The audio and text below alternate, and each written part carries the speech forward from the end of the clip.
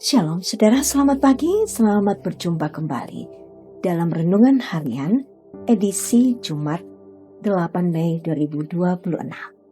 Salam sejahtera bagimu, kasih karunia dari Allah Bapa, Anak dan Roh Kudus memenuhi saudara. Amin. Terpujilah Tuhan kita, kembali kita diberi kesempatan untuk menikmati nafas kehidupan dan kasih setia Tuhan yang tidak pernah habis. Karena itu layak jika kita datang mempersembahkan seluruh kehidupan kita di pagi ini. Mari kita siapkan hati kita untuk mendengarkan suara Tuhan melalui perenungan kita pada pagi ini. Wahyu pasal 5 ayat 1 sampai ayat 10. Saudara, mari kita satu dalam doa. Ya Tuhan, sungguh Engkau baik. Engkau Allah kami yang hidup. Karena itu kami hidup dan kami percaya bahwa kehidupan kami hari ini adalah sebuah persembahan kepadamu. Perkenankan kami mendengarkan suara-Mu Tuhan melalui Wahyu pasal 5 ayat 1 sampai ayat 10. Roh Kudus, tolonglah kami, ajar kami untuk memahami setiap perkataan ini yang tentu menjadi kehendak Tuhan. Ya Bapa di sorga, berbicaralah, kami siap mendengar. Amin. Wahyu pasal 5 ayat 1 sampai ayat 10. Kitab yang dimeterai dan anak domba. Aku melihat di tangan kanan Dia yang duduk di atas tahta itu sebuah gulungan kitab yang ditulisi sebelah dalam dan sebelah luarnya dan dimeterai dengan 7 materai. Aku melihat pula seorang malaikat yang kuat, yang berseru dengan suara nyaring. Siapa yang layak membuka gulungan kitab itu dan membuka materai-materainya? Namun tidak ada seorang pun yang di surga, atau di bumi, atau di bawah bumi, yang dapat membuka gulungan kitab itu, atau melihat isinya. Aku pun menangis dengan sangat sedih, karena tidak ada seorang pun yang dianggap layak untuk membuka gulungan kitab itu ataupun melihat isinya. Berkatalah seorang dari tua-tua itu kepadaku, "Jangan menangis. Lihatlah, singa dari suku Yehuda, yaitu tunas Daud, telah menang, sehingga ia dapat membuka gulungan kitab itu dan membuka ketujuh materainya." Lalu aku melihat di tengah-tengah tahta dan keempat makhluk itu, dan di tengah-tengah tua-tua itu berdiri seekor anak domba seperti telah disembelih, bertanduk 7 dan bermata 7. Itulah ketujuh roh Allah yang diutus ke seluruh bumi. Lalu datanglah anak domba itu dan menerima gulungan kitab itu dari tangan kanan Dia yang duduk di atas tahta itu. Ketika ia mengambil gulungan kitab itu, sujudlah keempat makhluk dan ke-24 tua-tua itu di hadapan anak domba itu. Masing-masing memegang satu kecapi dan satu cawan emas penuh dengan dupa.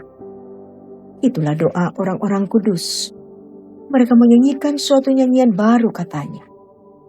Engkau layak menerima gulungan kitab itu dan membuka materai-materainya, sebab engkau telah disembelih, dan dengan darah-Mu Engkau telah membeli mereka bagi Allah dari tiap-tiap suku, bahasa, umat, dan bangsa. Engkau telah membuat mereka menjadi suatu kerajaan dan menjadi imam-imam bagi Allah kita. Dan mereka akan memerintah sebagai raja di bumi. Amin. Dialah yang layak dan melayakkan. Itulah tema kita saat ini. Saudara, seorang anak menerima sebuah kotak warisan dari keluarganya. Kotak itu berisi sesuatu yang sangat berharga, tetapi terkunci rapat. Banyak orang mencoba membukanya, tetapi tidak ada yang mampu. Semua usaha sia-sia, dan harapan mulai pudar. Akhirnya datang seseorang yang memiliki kunci yang berhak membukanya. Saat kotak itu terbuka, semua orang menyadari bahwa hanya dialah yang layak membuka kotak itu. Dalam penglihatan Yohanes, ada sebuah gulungan kitab yang bersegel dan tidak ada seorang pun yang layak membukanya. Situasi itu begitu menyedihkan sampai Yohanes menangis. Gulungan itu melambangkan rencana dan kehendak Allah yang belum dinyatakan. Tanpa ada yang membuka, seolah-olah tidak ada harapan bagi dunia. Namun kemudian muncul kabar yang mengubah segalanya. Ada satu pribadi yang layak. Ia adalah anak domba Yesus Kristus. Ia layak bukan karena kekuasaan duniawi, tetapi karena pengorbanannya. Ia telah disembelih dan dengan darahnya ia menebus manusia dari segala bangsa. Disinilah pusat iman kita. Yesus adalah satu-satunya yang layak. Ia membuka jalan yang sebelumnya tertutup. Ia membawa pengharapan di tengah keputusasaan. Ketika manusia tidak mampu lagi, maka Kristus bertindak. Sering kita mencoba membuka jalan hidup kita dengan kekuatan sendiri. Kita berusaha mengandalkan masa depan, mencari solusi dengan kemampuan kita.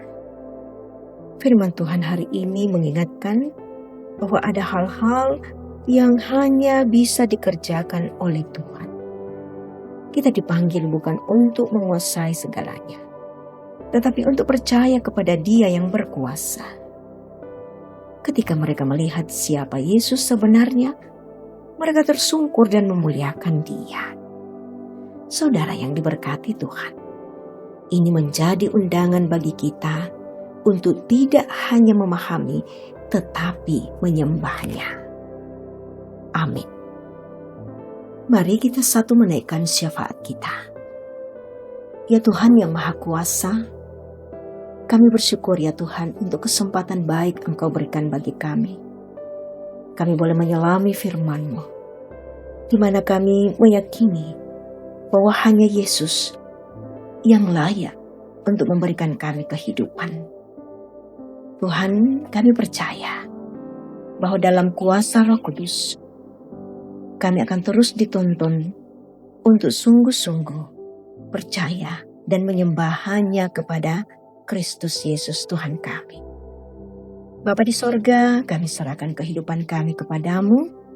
Kami berdoa bagi setiap keluarga, bagi yang sedang bergumul, sakit atau lemah iman, Tuhan kuatkan dan pulihkan. Bagi yang diberkati dengan berbagai hal-hal yang membawa sukacita, ajar kami untuk tetap rendah hati, setia, dan tetap bersyukur kepadamu. Ya Bapa di sorga, ajarlah kami senantiasa untuk hidup sebagai orang-orang yang telah dilayakkan oleh darah anak domba. Tuhan, kami serahkan persekutuan kami ke dalam tangan kasih-Mu. Kami serahkan semua hamba-hamba-Mu yang Engkau telah persiapkan untuk menjadi kawan sekerja-Mu. Kami serahkan ke dalam tangan kasih-Mu untuk setiap pekerjaan, usaha, dan juga semangat daripada anak cucu kami, baik dalam menuntut ilmu, pun dalam pertumbuhan pergaulan dalam kehidupan sehari-hari. Ya Bapa di sorga, kami serahkan daerah yang kami cintai ini ke dalam tangan kasih-Mu. Kami serahkan bangsa dan negara kami. Tuhan terus campur tangan dan terus menuntun para pemimpin agar tetap menghadirkan keadilan serta damai sejahtera di tengah-tengah masyarakat. Ya Tuhan, kami percaya Engkau memberkati kami. Layakkan kami juga untuk menjadi berkat bagi setiap yang kami jumpai. Ini doa kami Bapa, dalam nama Tuhan Yesus Kristus kami bawa syafaat ini. Amin. Saudara, terimalah berkat Tuhan. Tuhan memberkati engkau dan melindungi engkau. Tuhan menyinari engkau dengan wajah-Nya dan memberi engkau kasih karunia. Tuhan menghadapkan wajah-Nya kepadamu dan memberi engkau damai sejahtera. Amin. Saudara, mari kita jalani hari ini dengan keyakinan bahwa Kristus bukan hanya layak menerima segala pujian, tetapi juga telah melayakkan kita melalui pengorbanannya. Tuhan memberkati kita semua.